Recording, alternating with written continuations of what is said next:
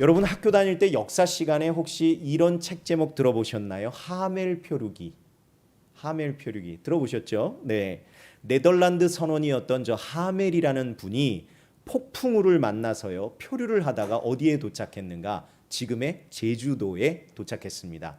거기서 얼마나 살았는지 제가 이 자료를 찾아보니까요. 자그마치 13년을 살았다고 합니다.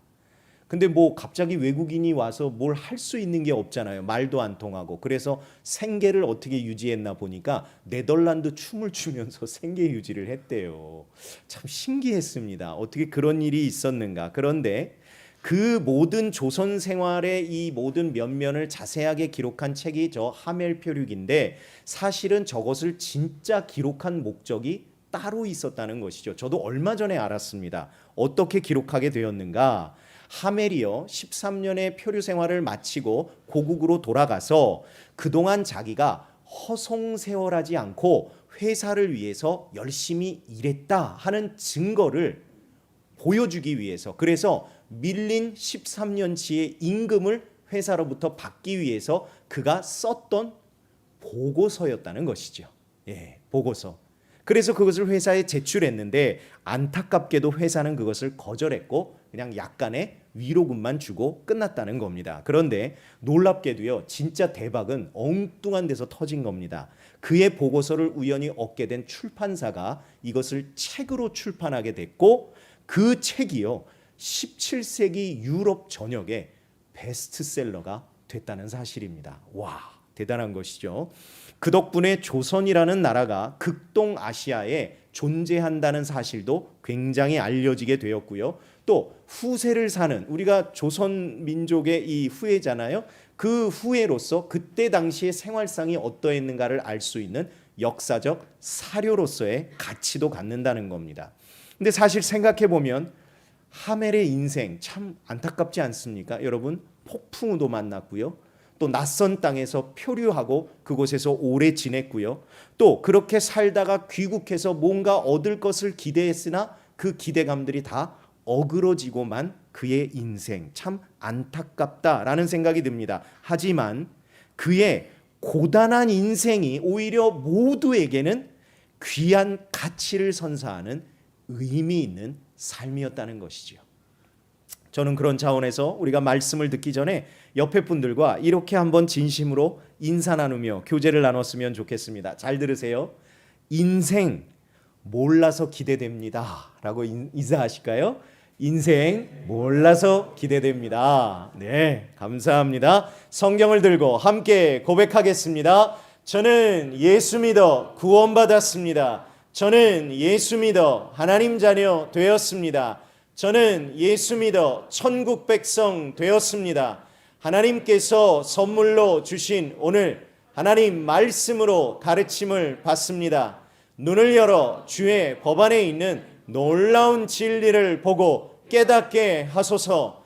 아멘으로 순종하여 하나님께 영광 돌리는 삶 되게 하소서. 아멘, 아멘. 고백한 대로 사는 저와 여러분 되기를 소망합니다. 자, 제가 지난주일 메시지를 마무리할 때요, 여러분들에게 이런 말씀을 드렸습니다. 다윗은 어떤 상황에서도 정말 최선을 다해 살았다. 여러분 기억나시죠? 어느 정도로 최선을 다했는가? 그는 열심히 살았고요, 치열하게 살았는데 심지어 그가 도망자의 신분일 때에도 도망조차도 참 열심히 다녔다. 제가 이런 말씀을 드렸습니다. 그래서 오늘부터 이제 앞으로 몇 주간 동안은요, 바로 그 다윗의 그 치열했던 도망의 여정을 여러분과 좀 하나하나 살펴보고자 합니다. 그런데 여러분 잊지 마십시오. 핵심은 이겁니다. 다윗의 열심도 물론 중요하지만 그러한 다윗이 인생의 고비 또는 위기를 맞았을 때 그 가운데에서 하나님이 그를 어떻게 도우셨는가, 그를 위해서 어떤 일들을 행하셨는가, 그것을 우리들이 꼭 함께 보려고 하는 겁니다. 우선 배경 이야기를 좀 여러분들과 나누겠습니다. 이 다윗이요, 여러 차례 죽을 위기도 넘겼고 또 가까스로 암살당할 위기도 넘기기는 했지만 무엇이 명확하게 드러났는가? 이 사울 왕은 반드시 다윗을 죽이겠다는 이 살인 의도가 너무 명백하게 드러났습니다. 더더군다나 다윗을 보호해 주려고 했던 이 요나단도요, 아버지와의 갈등 가운데 사울의 창을 맞고 죽을 뻔한 일도 발생이 됐더라는 것이죠. 이제 다윗은 도저히 어디로 어떻게 피할 수 있는 그런 상황이 아닙니다. 이제 죽음밖에는 남지 않았습니다. 결국 그의 결정은 무엇인가? 도망하는 것이었습니다. 그래서 정말 아무런 준비도 없이 그는요, 혈혈단신 도망하게 됩니다. 바로 그때 다윗의 심정을 이렇게 기록한 성경 구절이 있습니다. 요나단과 이제 서로 헤어지는 그런 장면인데요. 사무엘상 20장 41절에 보니까 땅에 엎드려 3번 절한 후 서로 입 맞추고 같이 울되 다윗이 더욱 심하더니, 이런 고백이 나와요. 누구랄 것도 없이 다윗과 요나단이 함께 울었습니다. 이제 헤어져야 하니까. 그런데 그 상황에서 다윗의 울음이 더했다는 것이죠. 어쩌면 당연합니다. 얼마나 억울합니까? 우리가 다윗의 처지와 상황을 알잖아요. 그렇죠? 또 얼마나 답답합니까? 더구나 준비도 없이 감행하는 정말 내일을 장담할 수 없는 그런 도망이다 보니 다윗의 마음이 얼마나 두려웠겠는가.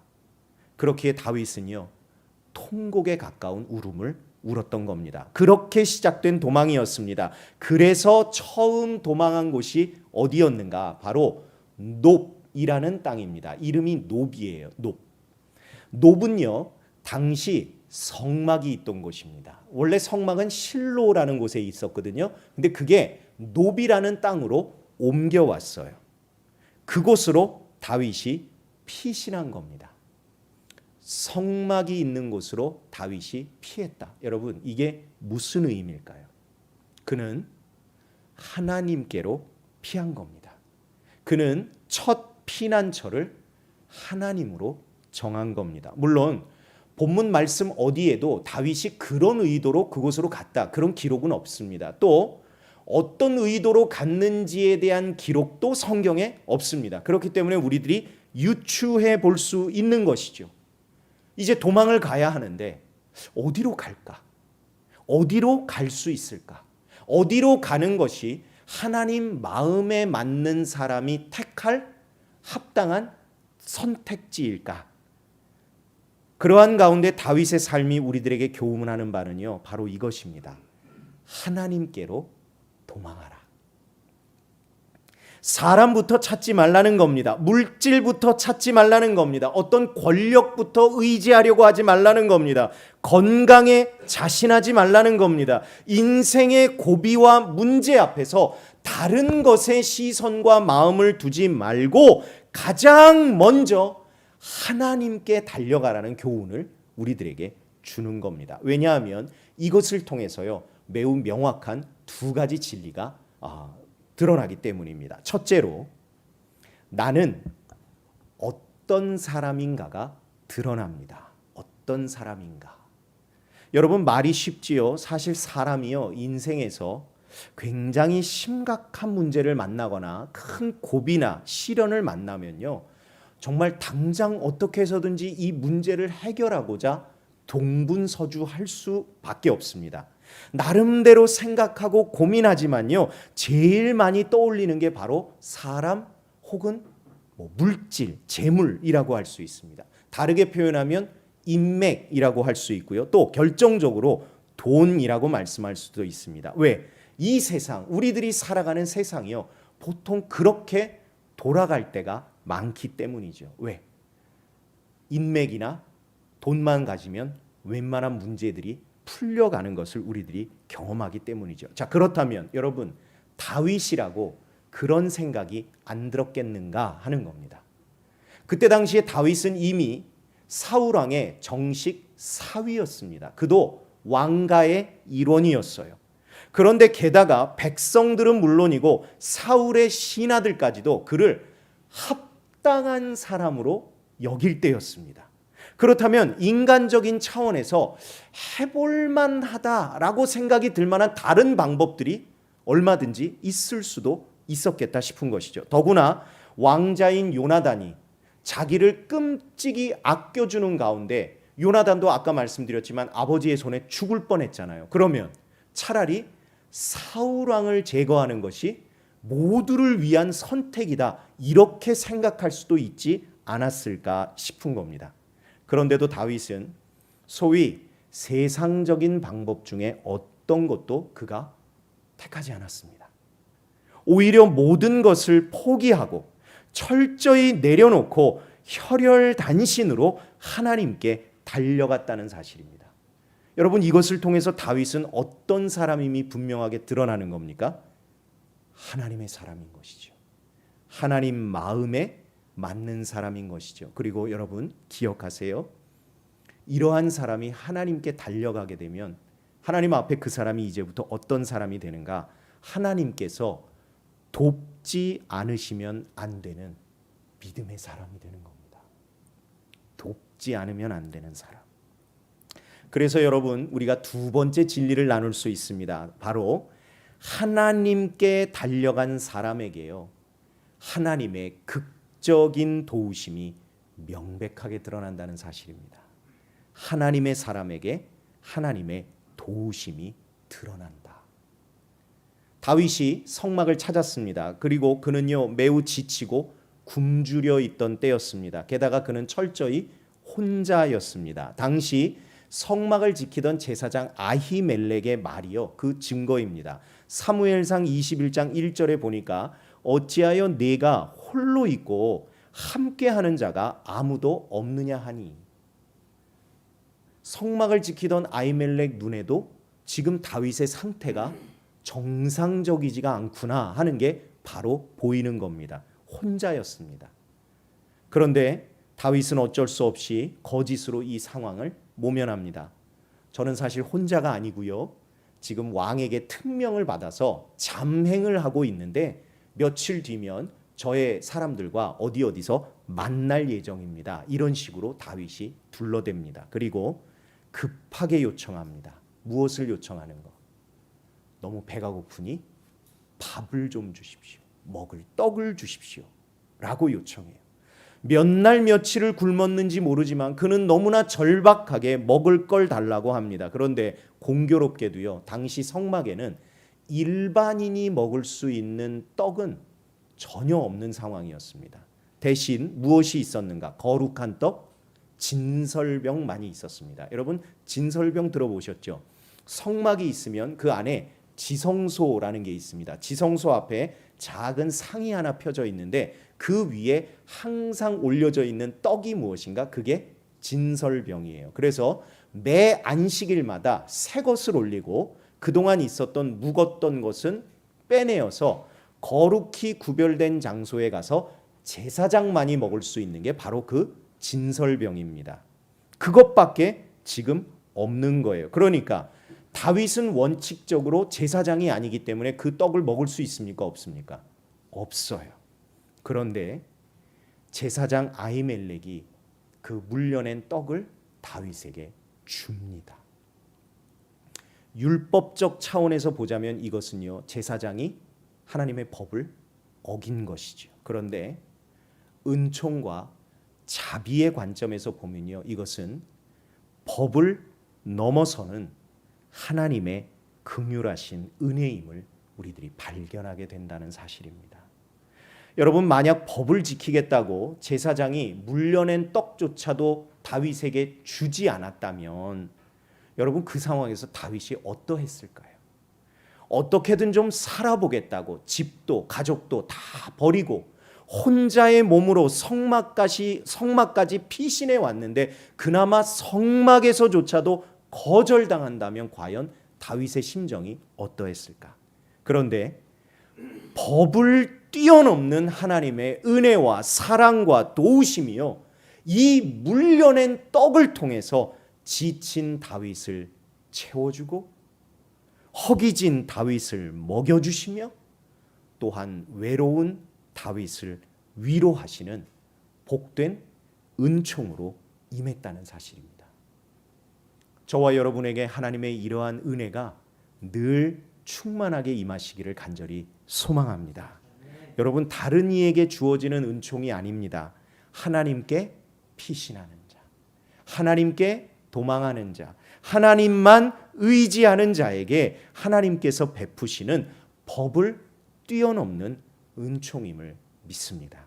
자, 그런데 그 물려낸 떡 좀 몇 개 먹었다고 해서 여러분 다윗에게 지금 닥친 상황이 뭔가 한 개라도 해결된 게 있나요? 전혀 없습니다. 또 허기는요, 여러분 시간만 지나면 또 돌아옵니다. 아무것도 변한 게 없습니다. 게다가 지금 그가 있는 놉 땅도요, 다윗에게는 그다지 안전한 곳이 아니에요. 왜? 아직 이스라엘 땅이기 때문에 사울 왕의 영향력이 미치는 곳입니다. 안전하지 않습니다. 결국 그래서 다윗이 택한 고육지책이 무엇인가? 블레셋 땅으로 가는 것이었습니다. 오늘 우리가 함께 읽었던 본문에 보니까 그가 가드 왕 아기스에게로 갔다 이렇게 나오는데요. 여러분 그 가드가 블레셋의 5 연합 도시 중에 한 곳입니다. 그러니까 적국으로 지금 가겠다 이렇게 결정한 겁니다. 여러분 얼마나 비참한 신세로 전락하는지요. 자기 목숨을 구하기 위해서 내 땅도 아니고 내 나라도 아니고 적국으로 가야 하는 신세니 아마도 다윗의 인생에서 가장 고통스러운 그런 결정의 순간이 아니었을까, 저는 그런 생각이 들었습니다. 게다가 그는요, 자신을 보호할 만한 무기 하나조차도 제대로 챙기지를 못한 것 같아요.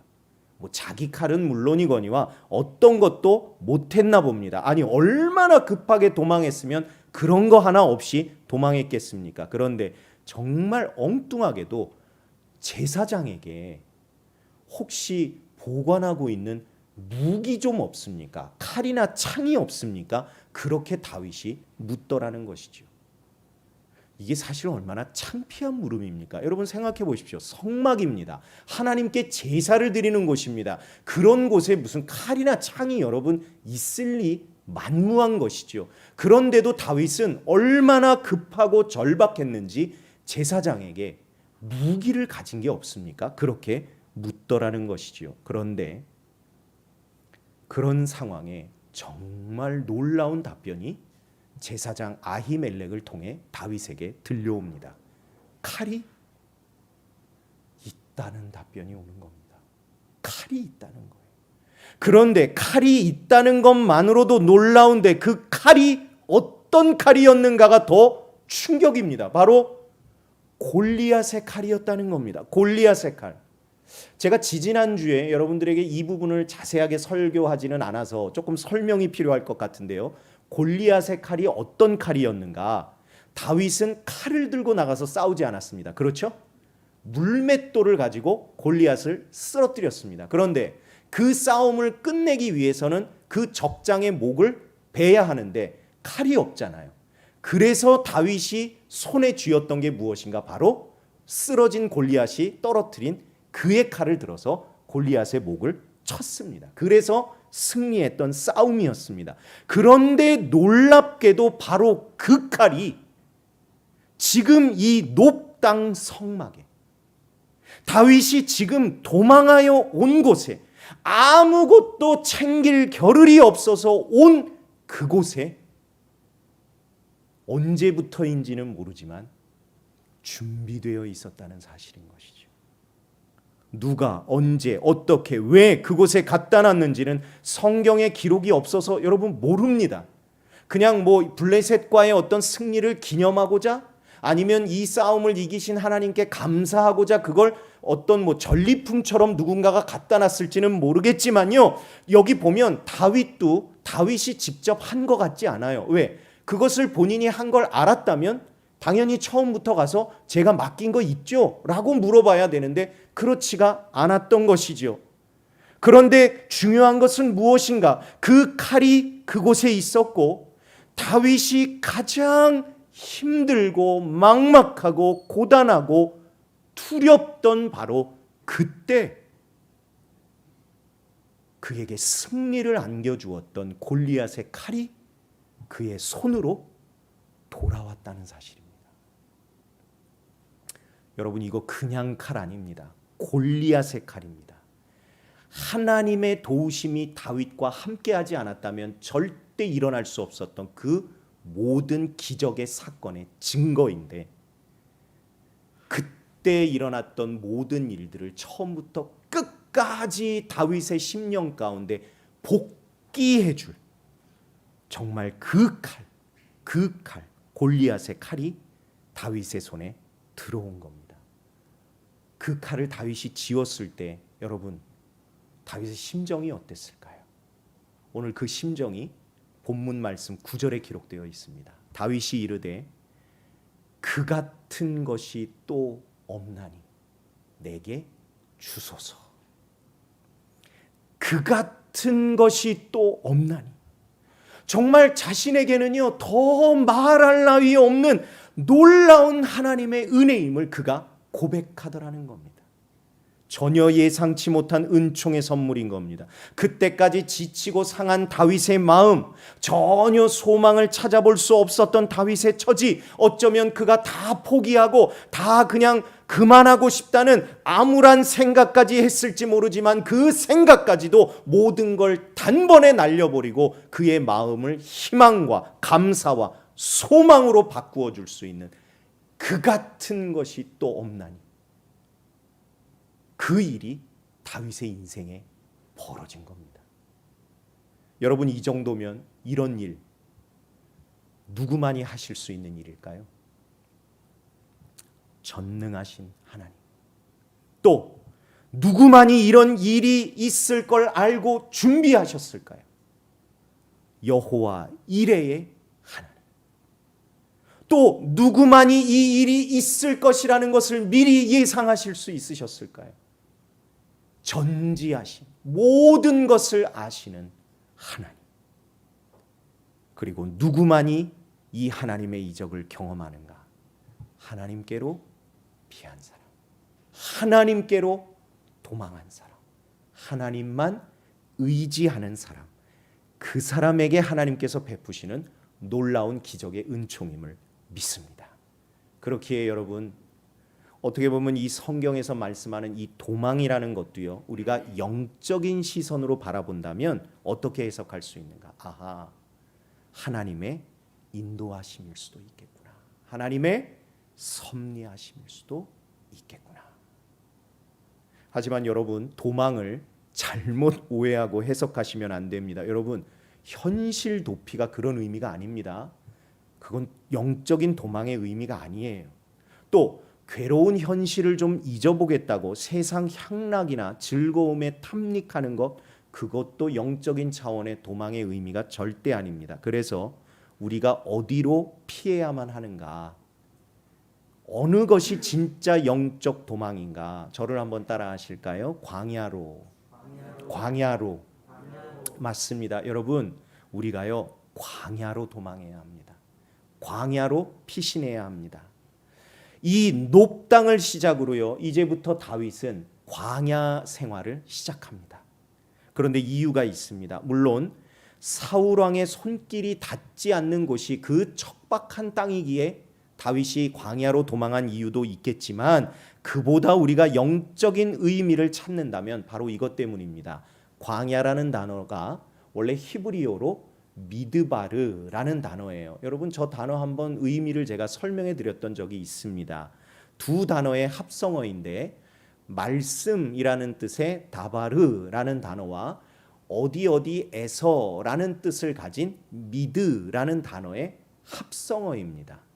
그러니까 우리말을 광야는 말 그대로 그냥 한자 뜻을 해석하면 그냥 넓은 들판 정도로밖에 해석이 안 되지만, 저 미드바르의 뜻을 직역하면 다른 곳이 아니라 광야는 하나님의 말씀이 임하시는 곳, 하나님의 말씀을 들어야만 살 수 있는 곳, 그곳이 바로 광야라는 것이죠.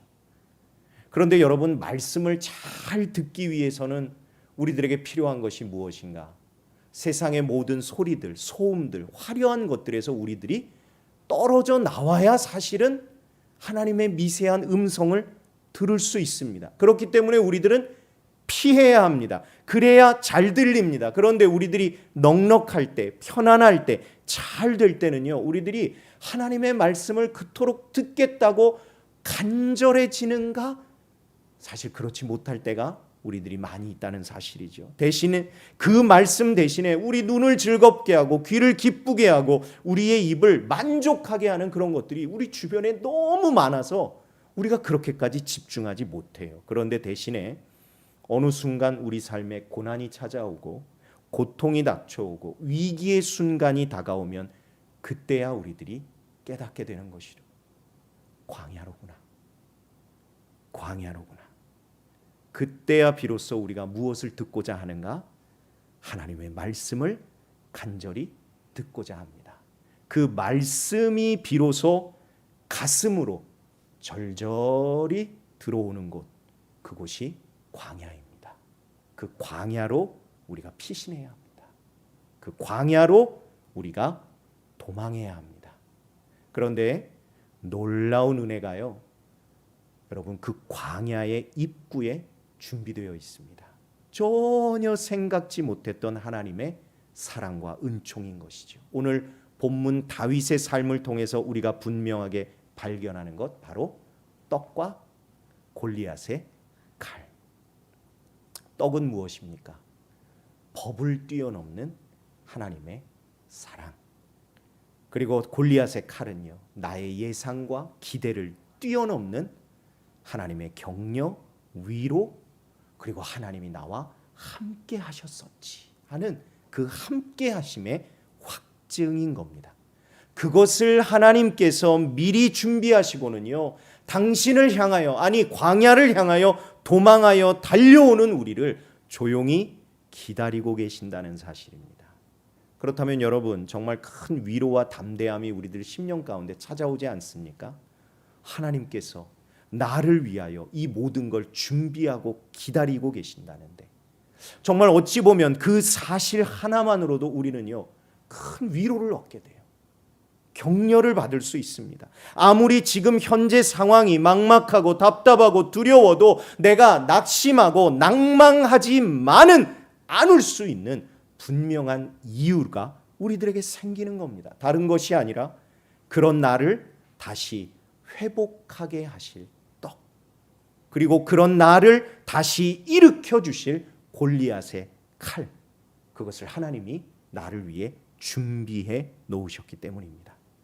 그러므로 사랑하는 여러분, 어떤 상황에서도 쉽게 절망부터 낭망부터 선택하지 마시고요, 그런 나를 위해 준비하고 기다리고 계실 그 하나님을 향하여, 광야를 향하여 달려갈 수 있는 저와 여러분이 되기를 간절히 소망합니다.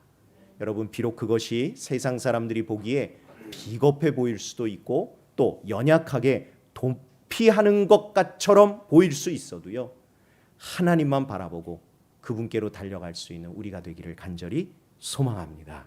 자, 한 가지만 더 우리가 주목할 것이 있습니다. 바로 골리앗의 칼인데요, 그 칼이 지금 다윗의 손에 돌아올 수 있었던 이유, 그 칼이 다윗의 손에 들릴 수 있었던 이유, 그것을 저와 여러분이 조금 기억해야 합니다. 어떻게 그 칼이 여러분, 그 칼이 누구의 칼이었죠? 골리앗의 칼입니다. 그럼 골리앗이 갖고 있어야 되잖아요. 근데 왜 그 칼이 골리앗이 아닌 놉 땅 성막 안에 그 칼이 있었는가 하는 겁니다. 여러분, 어떻게 이게 가능하죠? 골리앗이 죽었기 때문에. 그럼 골리앗은 누가 죽였습니까? 골리앗 누가 죽였죠? 그렇죠. 하나님이 하셨어요. 그러나 그럼에도 불구하고 그 일을 실제로 한 것은 누구인가? 다윗이었습니다. 다윗이 헌신한 일이기에 가능한 일이었습니다. 그가 하나님 안에서 한 결단 덕분이었습니다. 믿음 안에서 그가 했던 도전 덕분이었습니다. 그리고 거룩한 분노 때문에 그가 행했던 헌신이 있었기에, 이 모든 것이 그의 삶 가운데 선행되었기에 그 칼이 존재할 수 있었고, 그 칼이 지금 놉 땅 성막 안에 보관될 수 있었던 것이죠. 그래서 저와 여러분이 주목할 진리가 이겁니다. 여러분, 여러분의 일상을 살면서 하나님께 평소에 무엇을 드리고 바치고 헌신하시든지 그 모든 것이 우리들에게 반드시 예상을 뛰어넘는 축복으로, 또 우리들의 기대를 뛰어넘는 큰 은혜로 돌아오게 될 줄을 믿습니다. 여러분들의 시간이든 물질이든 건강이든 재능이든요, 그것이 무엇이든지 간에 하나님께 자원하여 기쁨으로 감사함으로 드린다면 그 모든 것이 언젠가는, 특별히 그 언젠가가 내가 꼭 필요한 그때에 그 같은 것이 또 없습니다 라고 고백할 수 있는 그 필요한 것으로 반드시 저와 여러분에게 돌아오게 될 줄로 믿습니다. 여러분들의 심령과 가정과 일터 위에 그러한 축복이 임하시기를 간절히 소망합니다. 이제 이야기 하나를 전하고 오늘 말씀을 좀 마무리하겠습니다. 미국의 한 시골에 리사라는 이름을 가진 자매가 살고 있었습니다. 그런데 직장이 도시로 결정되면서 이 여성이 도시로 이사를 왔습니다. 그리고 이사 온 이후로 고속도로 운전을 단 한 번도 하지 않았습니다. 왜냐하면 직장 동료인 이 존이요, 매일 리사를 함께 태우고 다녔기 때문이죠. 리사가 운전에 도전하려고 하면 존이 말합니다. 리사, 도시 운전은 아주 위험해. 그 말에 리사는 운전할 엄두가 안 났고 매일 존에게 신세를 졌습니다. 그도 그럴 것이 존이 한 번도 뭐 불평이나 불만 없이 늘 함께 데리고 오고 데려다 주었기 때문이죠. 하지만 리사의 마음은 점점 불편해졌고 어느 날 선언한 겁니다. 존, 이제 진짜 내가 차를 좀 몰고 다닐게. 그러자 존이 깜짝 놀라며 말했습니다. 안 돼. 운전이 얼마나 위험하다고. 그냥 내가 태워주는 대로 다녀. 그 말을 듣자 리사는 또 겁이 덜컥 나서는 운전하려는 마음을 포기했습니다. 그런데 리사의 다른 친구가 그런 리사에게 한마디 했습니다. 리사, 존이 운전을 못하게 할 때 그 호의를 좀 거절할 줄도 알아야 해. 내가 아는 한 자매는 너보다 훨씬 운동신경도 없고 눈도 나쁜데 매일 고속도로를 운전하고 다녀. 그 말을 듣고 리사는 드디어 용기를 내어 존에게 말했습니다. 스스로 운전하겠다고. 하지만 존의 대답은 똑같았죠. 리사, 고속도로가 얼마나 위험한 줄 알아? 네가 몰라서 그래. 정말 크게 고생한다고.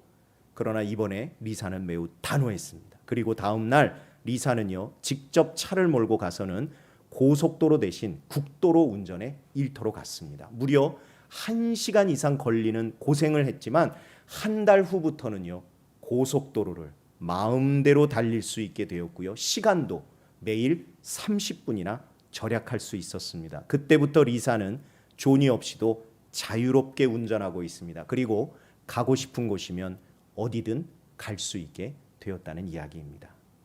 여러분, 진짜 이런 일이 있을까 싶을 정도로 참 믿겨지지 않는 이야기인데, 여러분 이렇게 한번 적용해 보면 어떨까 싶습니다. 리사를 우리들 자신으로, 그리고 존을 우리들의 내면의 소리로 우리들이 한번 적용해 보면 어떨까? 무엇인가를 하려고 하면 계속해서 마음의 결심을 약화하려고 하는 우리들의 내면의 소리들인 것이죠. 그리고는 우리가 위대한 믿음의 도전 앞에서 주저하게 만듭니다. 위험해, 힘들어, 곤란해, 망설이게 만드는 것이죠. 그리고 해봐야 안 된다고 우리들의 거룩한 의지를 꺾을 때가 많습니다. 그러나 여러분, 정말 우리들 도전해야 합니다.